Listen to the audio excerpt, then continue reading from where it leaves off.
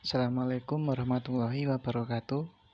Nama saya Yuda Setiawan, NIM 1262072120086. Di sini saya akan menjawab pertanyaan UAS manajemen peserta didik. Baik, langsung saja. Jawaban yang nomor 1.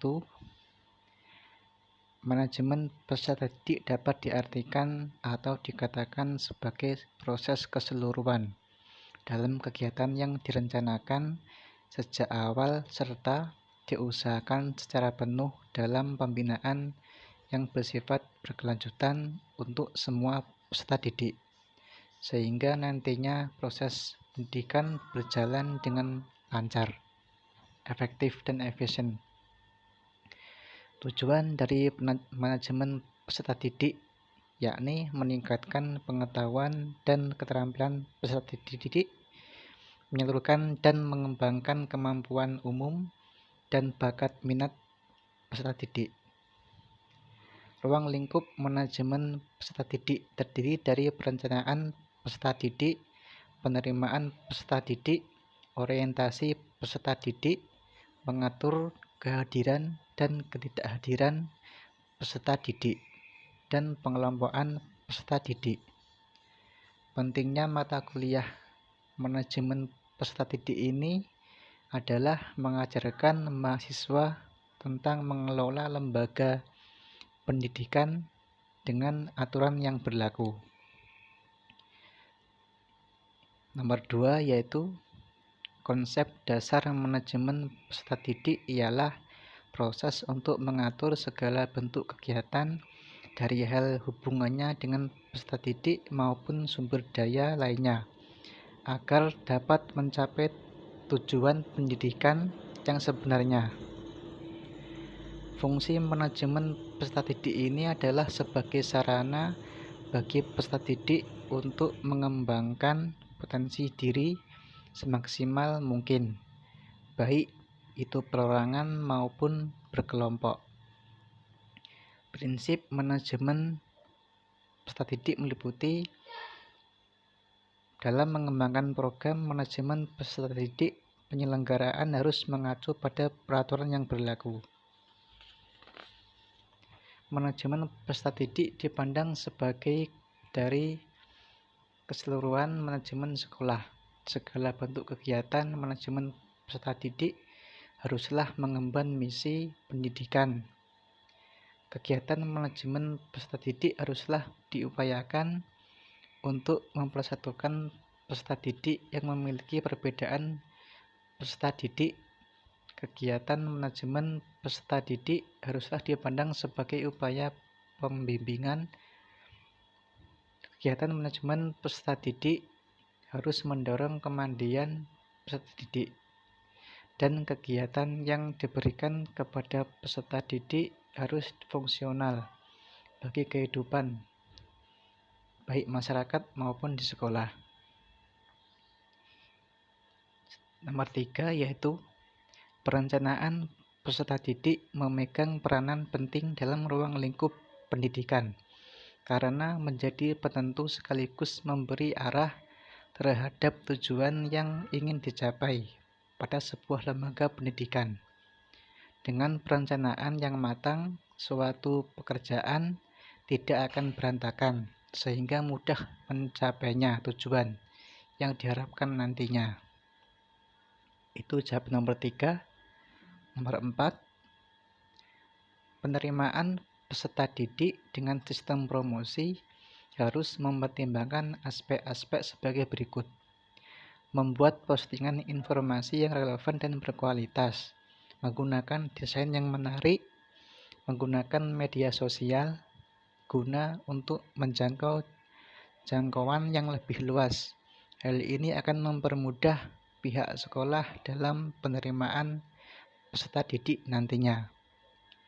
Penerimaan peserta didik dengan sistem seleksi menurut saya banyak diminati oleh semua kalangan masyarakat, karena dengan sistem seleksi ini para peserta didik juga akan lebih leluasa dalam mempertimbangkan sekolah yang akan dipilih.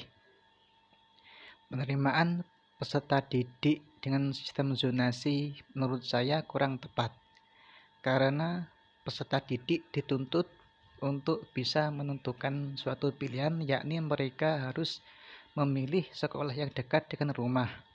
Hal tersebut bisa mempengaruhi minat belajar peserta didik. Itu nomor 4. Nomor 5, yaitu efektivitas pengelompokan peserta didik berdasarkan kegiatan, kemampuan dan sosial emosional adalah dapat menjadikan peserta didik lebih mengenali karakter diri sendiri masing-masing.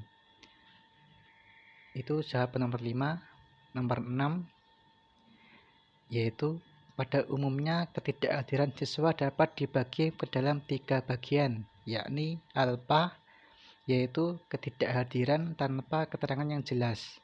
Kedua, izin, yaitu ketidakhadiran dengan alasan yang jelas. Ketiga, sakit, yaitu ketidakhadiran dengan alasan kesehatan, biasanya diikuti dengan surat sakit dari dokter. Siswa yang hadir di sekolah hendaknya dicatat oleh guru dalam buku presensi. Sementara siswa yang tidak hadir di sekolah dicatat dalam buku absensi.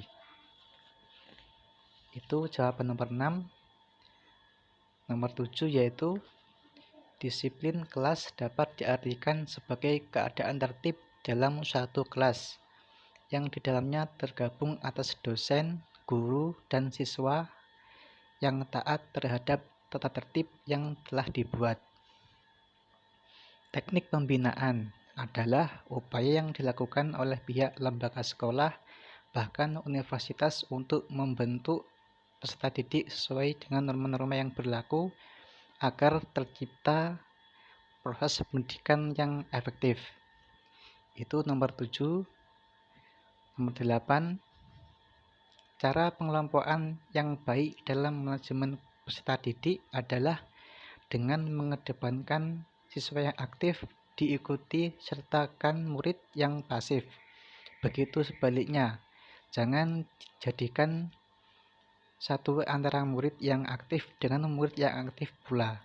Hal ini bisa saling membantu untuk membentuk karakter peserta didik yang diharapkan oleh lembaga pendidikan. Itu nomor 8. Nomor 9 adalah pendapat saya terkait masalah manajemen peserta didik di lapangan ditinjau dengan sistem zonasi adalah banyak peserta didik yang keberatan untuk bersekolah di tempat yang telah ditetapkan karena hanya terpaku sekolah di daerahnya masing-masing.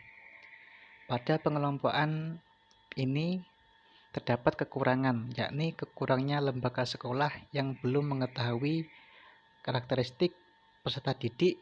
Hal ini berakibat juga pada minat bakat peserta didik. Masalah kenaikan kelas yang pernah saya alami yaitu saat masih duduk di bangku SD. Ada salah satu teman saya yang nilainya itu sudah mempunyai syarat untuk naik kelas, tetapi begitu dicek di laporan hasil belajar, justru ditetapkan tinggal di kelas. Seharusnya teman saya itu naik kelas. Baik, itu nomor 9. Nomor 10, judul skripsi, peran guru pendidikan agama dalam menanamkan karakter religius peserta didik di Madrasah Tsanawiyah Negeri 7 Tulungagung. Fokus penelitian yakni 1. Bagaimana peran guru pendidikan agama Islam sebagai supervisor dalam menanamkan karakter religius peserta didik di Madrasah Tsanawiyah Negeri 7 Tulungagung. Kedua, bagaimana peran guru pendidikan agama Islam sebagai motivator dalam menanamkan karakter religius peserta didik di Madrasah Tsanawiyah Negeri dan Tulungagung. 3. Bagaimana peran guru pendidikan agama Islam sebagai transmitter dalam menanamkan karakter religius peserta didik di Madrasah Tsanawiyah Negeri 7 Tulungagung.